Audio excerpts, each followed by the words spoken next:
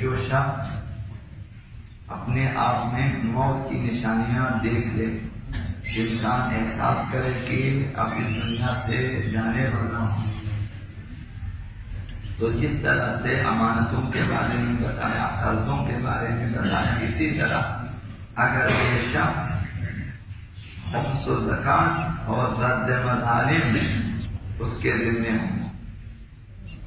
اور انہیں وقت پر ادا نہ کر سکتا ہو، مرنے سے پہلے ادا نہ کر سکتا ہو، زکات معلوم ہے، خمس بھی معلوم ہے، اور رد مظالم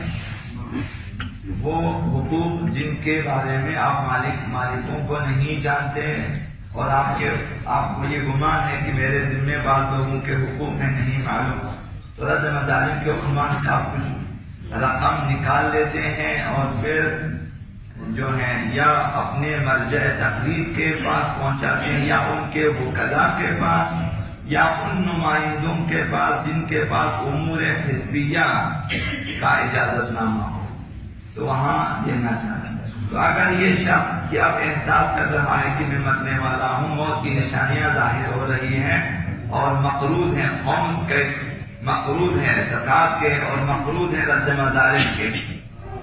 ابھی وقت پر ادا نہیں کر سکتا، خمس نہیں دے سکتا ابھی اس وقت، یا پیسے نہیں ہے یا طاقت توانائی نہیں ہے، اور زکات بھی اسی طرح رد مظالم بھی فی الحال ادا نہیں کر سکتا، لیکن اس کے پاس مال ہو یا اس بات کا احتمال ہو کہ کوئی دوسرا شخص یہ چیزیں ادا کرے گا، تو ضروری ہے کہ وصیت کرے۔ مال ہے اور کوئی ادا بھی کرے گا تو پھر وصیت کریں کہ میرے اموال میں سے اتنے رد مظالم اور اس قدر خمس، اس قدر زکات۔ اسی طرح اگر اس پر حج واجب ہو، جیسا کہ بہت سارے افراد پر حج واجب ہیں اور وہ نہیں جاتے، وہ حج سے پہلے بہت سارے امور یہاں پہ انجام دینا چاہتے ہیں، نہیں جاتے، اور ابھی اگر مرنے کا وقت آ گیا اور حج اس کے ذمہ واجب ہے تو ضروری ہے کہ وصیت کرے۔ اگر حج واجب ہو اور خود ابھی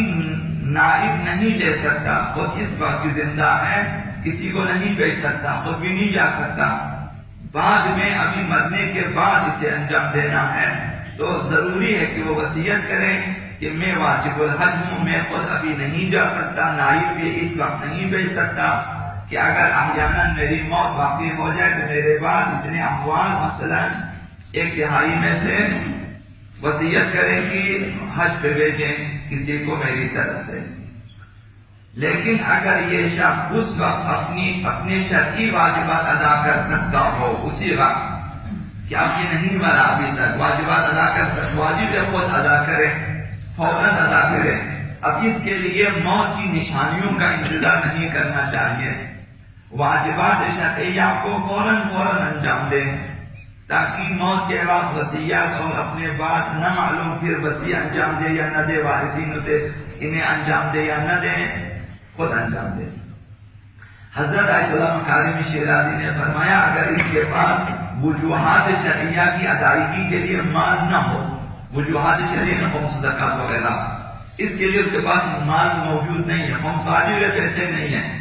مال نہیں ہے، زکات واجب ہے، مال نہیں ہے، احتمال ہو کہ اس کے دوست یا رشتہ دار ادا کریں گے، وارثین ادا نہیں کرتے، مثلا مال نہیں ہے لیکن اس کے دوست ہیں، احباب ہیں، ادا کریں گے، تو لازم ہے کہ اس سلسلے میں وصیت کریں کہ میرے دوست احباب ہیں وہ انشاءاللہ ادا کریں گے، تو وصیت کریں کہ فلان دوست میرے جو ہے یا 2 افراد 3 افراد کے لیے وصیت کریں کہ میری طرف سے حج ادا کریں تاکہ اس کا حج ادا ہو جائے۔ حضرت آقا امام جعفر صادق علیہ السلام ارشاد فرماتے ہیں الوصیۃ حق علی کل مسلم، وصیت ایک حق ہے، ایک فرض ہے ہر مسلمان پر، ہر مسلمان صاحب وصیت ہونا چاہیے،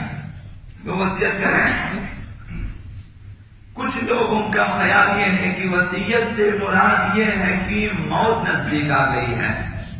لہذا اسے بدشگونی تصور کرتے ہیں، کہ وصیت کرنا جس طرح کفن رکھنا بدشگونی لگتا ہے، اسی طرح سے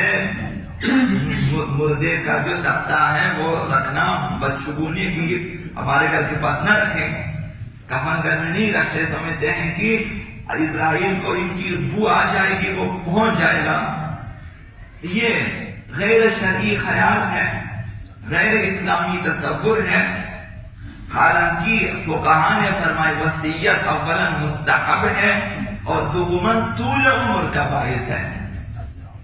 نہ ان کی عمر کوتاہ ہو جائے گی، طول عمر کا باعث ہے۔ آپ اپنے بچوں میں آرام سے وصیت کر کے رکھیں، جب آپ صحت مند ہے ٹھیک ٹھاک وصیت کریں کہ اگر مجھے کچھ ہوا یہ کام تم نے انجام دینا ہے، وصیت کر کے رکھیں، طول عمر کا باعث ہے۔ وصیت نہ کرنا مکروہ عمل ہے، کوئی اچھا عمل نہیں ہے۔ اس کے علاوہ موت برحق ہے، کل نفس ذائقۃ الموت، اس سے مفر نہیں ہے، فرار ممکن نہیں ہے، موت نے آنا ہے۔ مومن کافر نہیں ہے، اس میں کافر کو بھی یقین ہے کہ مرنا ہے، مومن کو بھی یقین ہے کہ مرنا ہے، اس سے کوئی جائے فرار نہیں ہے۔ اب اس آیت کو کہ ہر نفس نے موت کا ذائقہ چکھنا ہے، اسے سرنامہ زندگی قرار دیں، بلکہ اپنے گھر کے دروازے پہ لکھ کے رکھیں، اپنے سامنے ٹی وی کے اسکرین پہ لکھ کے رکھیں کہ موت نے آنا ہے، برحق ہے۔ بعض لوگ ایسے ہوتے تھے کہ اپنے لیپ ٹاپ کے اسکرین پہ لکھا ہوا ہوتا تھا کہ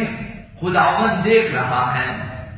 الم تعلم بان اللہ یرا، کہ یہ آیت کیا تمہیں نہیں معلوم کہ خدا دیکھ رہا ہے، تاکہ وہ لیپ ٹاپ کھولنے کو گناہ نہ کرے۔ اس خیال ابھی گھر کے اگر ہم لوگ گھر میں چیزیں نہیں رکھتے، آیتیں ہماری لکھی ہوئی نہیں ہوتی،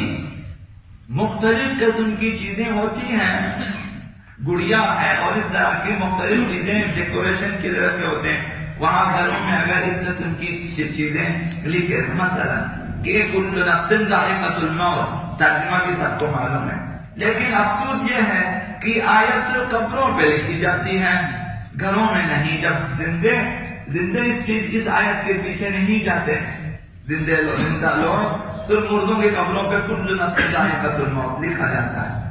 اب چاہے ہماری عمر طولانی ہو جائے یا ہماری عمر کوتاہ ہو جائے، بہرحال مرنا ہے اور لازمی مرنا ہے، یہ ایک حقیقت ہے، اس سے فرار کی کوشش بے وقوفی ہے، موت کو فراموش کرنا بے وقوفی ہے، موت سے بھاگنے کی کوشش بے وقوفی ہے، جس سے بچنے کا کوئی چارہ نہیں ہے اور نہ اس سے فرار ممکن ہے۔ ہمارے لیے شائستہ یہ ہے کہ ہم حق اور حقیقت کو قبول کریں اور موت کی تیاری کریں اور باقی ماندہ امور کے لیے اپنی موت کے بعد وصیت کریں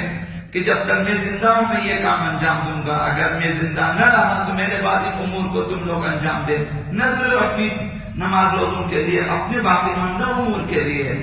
مثلا اگر آپ صاحب کتابیں، اگر آپ صاحب تفسیر ہیں، اگر آپ مثلا آپ مبلغ ہیں، مثلا آپ محاضر ہیں، آپ کی کتابیں ہیں، آپ کے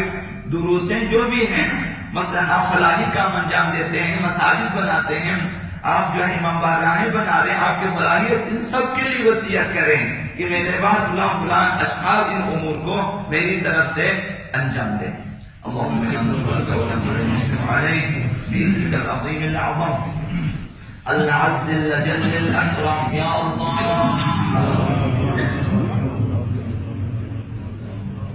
یا اللہ یا رحمان یا رحیم یا مقلب القلوب ثبت قلوبنا على دینک، اللہم نور قلوبنا یا اللہ، وبیض وجوہنا یا اللہ، واهد اعداءنا یا اللہ، واشف مرضانا یا اللہ، وآمن من كل بلائنا یا اللہ،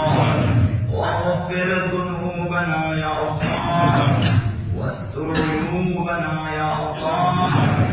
محمد وآلہ الطیبین الطاہرین، إلى روح المؤمنين والمؤمنات، رحم الله من يقرأ الفاتحة والصلاة.